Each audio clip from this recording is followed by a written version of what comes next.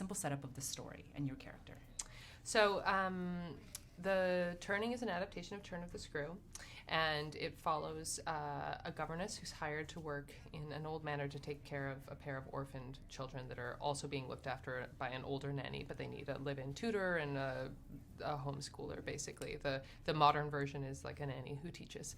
And I arrive at this manor called Bly Manor in Maine, and it's very isolated, and it's gorgeous, but there's just this sense of a life once lived that isn't going on there anymore.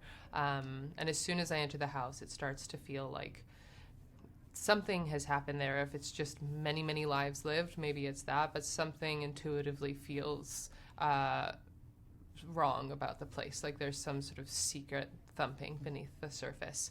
And then the movie follows Kate taking care of the children, being tortured by the children, trying to figure out if what she feels she really feels, or if it's just her own trauma taking place in this foreign place. And yeah, you sort of descend on a long path towards madness with her.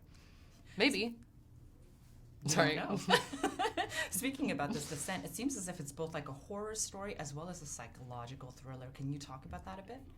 Yeah, I think that's maybe how it differs from some of the earlier adaptations and the novella, where we have the spirit of the novella, where it's very much a psychological story with a woman who you are forced to go along this journey with, but you don't know at the end if you can trust her or not.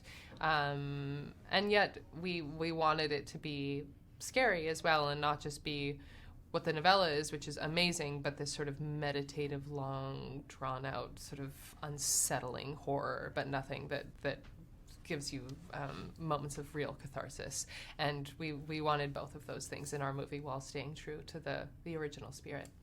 And let's talk about the location, because Bly House, I feel like it's a character unto its own. Yeah.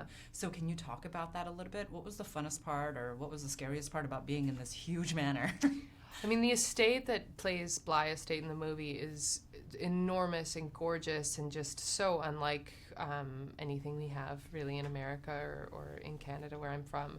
And it does have its own personality. I mean, as soon as you walk into it, you're first struck by the beauty and the obvious wealth of the previous inhabitants, but also just how palpable many lives passing through one place is, that it doesn't have to be like a murder was here, but that there was just many births and deaths and celebrations and breakups and all sorts of things in this one house, and you can feel that in the walls. And I think it's this totally intangible thing that's added to the movie, that it's not on a soundstage that's supposed to look creepy. It's in this like hundreds and hundreds of years old house that has borne witness to many, many events, and it like still radiates with that.